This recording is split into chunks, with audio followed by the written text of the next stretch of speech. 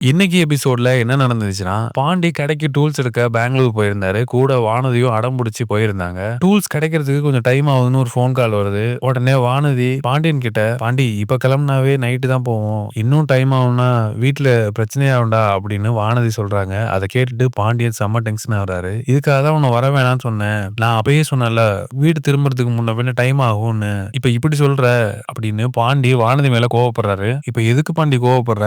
சமாளிச்சுக்கலாம். நான் எப்படியாவது வீட்ட சமாளிச்சுக்கிறேன்" அப்படின்னு வானதி சொல்றாங்க. "என்னத்த நீ சமாளிப்ப? படிச்சு படிச்சு சொன்னேன் நீ வராதன்னு. கேட்டியா? எப்பயுமே உன்ன பத்தி தான் நினைக்கிற. மத்தவங்கள பத்தி யோசிக்கவே மாட்ற" அப்படின்னு பாண்டி வானதி மேல பயங்கரமா கோவப்படுறாரு. "இப்ப ஏன் பாண்டி இவ்ளோ கோவப்படுற? என்ன மிஞ்சி மிஞ்சி போனா என்ன பண்ண போறாங்க? சமாளிச்சுக்கலாம் பாண்டி" அப்படின்னு வானதி சொல்றாங்க. "உனக்கு என்ன? உங்க வீட்ல தேடி பார்த்துட்டு காணும்னா என் மேல தானே கம்ப்ளைண்ட் குடுப்பாங்க. உன் பொண்ண நான் கடத்திட்டு போயிட்டேன்னு சொல்லி என் மேல கம்ப்ளைண்ட் குடுப்பாங்க. எங்க குடும்பம் தானே அசிங்கப்படும். உனக்கு என்ன?" அப்படின்னு பாண்டி வானதிய பார்த்து சொல்றாரு. "என்ன பாண்டி இப்படிலாம் பேசுற? அப்படி போலீஸ் வந்து கேட்டா நான் என்ன ஆமா நான் சொல்லப் போறேன். ஏன் பாண்டி இப்படிலாம் பேசுற?" அப்படின்னு வானதி சொல்றாங்க. "வானதி தயவு செஞ்சு பேசாம இரு. எனக்கு செம கோவம் வருது. நீ எப்பயுமே புரிஞ்சுக்கவே மாட்ற. உன்னோட சந்தோஷம் தான் முக்கியம்னு நினைக்கிற. கொஞ்சம் மத்தவங்கள பத்தி யோசி. தயவு செஞ்சு இனிமே இப்படி இருக்காத" அப்படின்னு பாண்டியன் சென்னைக்கு கிளம்புறாரு. வானதி, "பாண்டி ஏன் பாண்டி இப்ப கிளம்புற?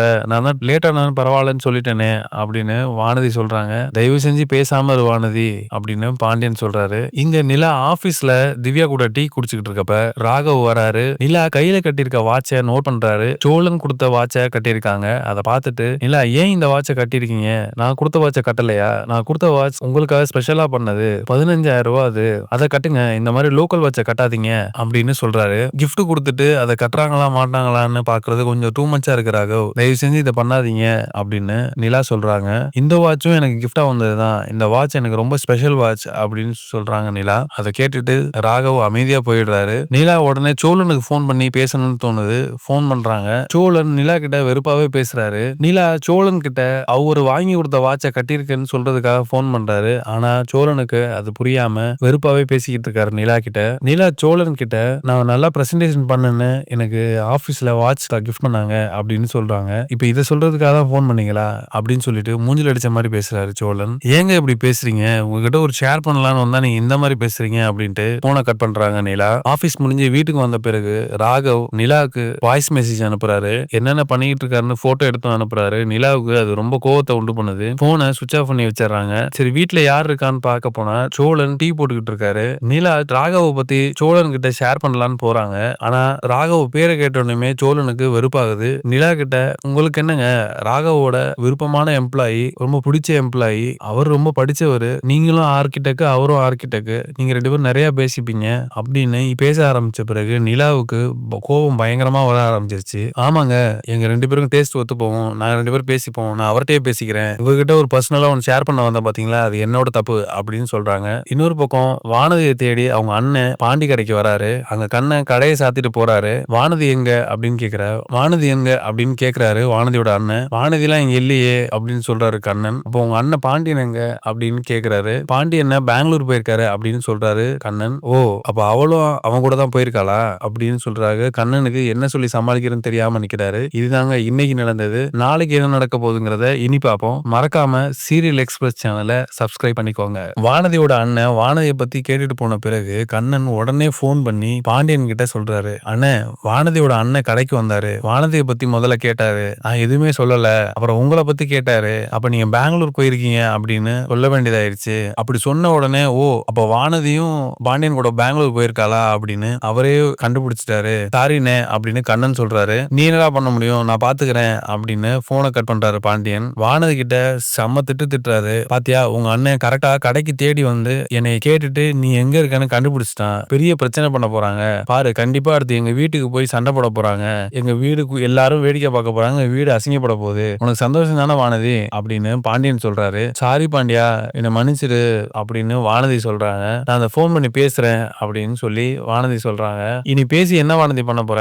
நான் அப்பயே சொன்னேன் வராதன்னு. புரிஞ்சுக்கவே மாட்டல்ல. இப்ப என்ன நடந்திருக்கு பாரு. உங்க அண்ணன் எங்க குடும்பத்தை ஏதாவது தப்பா பேசினா உங்க அண்ணன் சும்மாவே விட மாட்டேன். ஏன் வானதி எப்பவுமே சொல்ற விஷயத்தை புரிஞ்சுக்கவே மாட்ற? உனக்கு எப்பதான் இதெல்லாம் புரிய போகுது? எனக்கும் தோணாத. நீ பண்றதெல்லாம் வெறுப்பு தான் வானதி வருது உன் மேல" அப்படின்னு பாண்டியன் சொல்றாரு. வானதி என்ன பேசுறதுன்னு தெரியாம அமைதியா இருக்காங்க. "பாண்டியா, சாரி பாண்டியா. நான் இனிமே இது மாதிரி நடந்துக்க மாட்டேன். நீ சொல்றத கேட்பேன். நான் இந்த அளவுக்கு போகணும்னு எதிர்பார்க்கல. நான் இதை சமாளிச்சிடுறேன் அப்படின்னு வானதி சொல்றாங்க. வானதியோட அண்ணன் வீட்டுக்கு போய் உன் பொண்ணு எங்க போயிருக்கா தெரியுமா? அந்த மெக்கானிக் பயலோட பெங்களூருக்கு போயிருக்கா. யாருக்கு தெரியும்? நீ புலம்பி அழுத மாதிரி கல்யாணம் பண்ணிட்டு வந்தான்னு வருவா. அவளுக்கு அவ்வளவு திமிராயிருச்சு அப்படின்னு வானதியோட அண்ணன் அவங்க அப்பா அம்மாட்ட கண்ணாபின்னான்னு போட்டு விடுறாருங்க. இதை கேட்டுட்டு செம்ம டென்ஷன் ஆகி வானதியோட அப்பா அம்மா பாண்டியன் வீட்டுக்கு போறாங்க.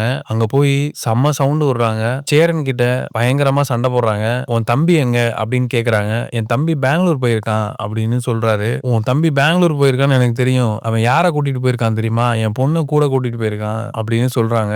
அதை கேட்டு சேரன் செம்ம ஷாக் ஆகுறாரு. அப்படியா, எங்களுக்கு தெரியாதுங்க அப்படின்னு சேரன் சொல்றாரு. சும்மா நடிக்காதீங்க.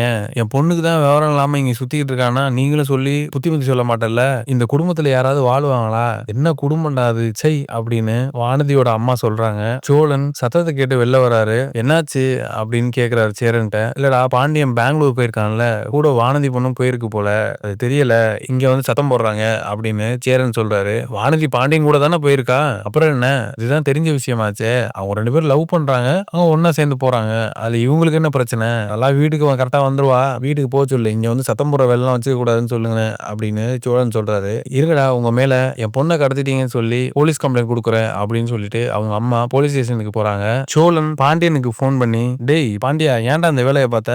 வானதி ஏன்டா பெங்களூர் கூட்டு போன? அவங்க அம்மா இங்க வந்து சத்தம் போட்டுட்டு இருக்கு. இப்ப நீ வானதியை கடத்திட்டு தான் சொல்லி போலீஸ் ஸ்டேஷன்ல கம்ப்ளைண்ட் கொடுக்க போறதா சொல்லிட்டு போகுது, எப்படா வருவ அப்படின்னு சோழன் கேக்குறாரு. டேய், நான் பாதி தூரம் வந்துட்டேன்டா, வந்துடுறேன், நான் சமாளிச்சுக்கிறேன் அப்படின்னு பாண்டியன் சொல்றாரு. பாண்டியன் வானதி கிட்ட, பாத்தியா, நான் சொன்ன மாதிரியே நடந்துருச்சு, உங்க அம்மா என் மேல போலீஸ் கம்ப்ளைண்ட் கொடுக்க போறாங்களாம், உன்னை நான் கடத்திட்டேன்னு அப்படின்னு பாண்டியன் சொல்றாரு. வானதி அவங்க அம்மாவுக்கு போன் பண்றாங்க. அவங்க அம்மா போனை எடுக்கவே இல்லை. போலீஸ் ஸ்டேஷன் போய் பாண்டியன் மேல கம்ப்ளைண்ட் கொடுக்குறாங்க. இதாங்க நாளைக்கு நடக்க போகுது. ஐயனார் துணை சீரியல் அப்டேட் உடனே தெரிஞ்சுக்கணும்னா மறக்காம சீரியல் எக்ஸ்பிரஸ் சேனலை சப்ஸ்கிரைப் பண்ணிக்கோங்க.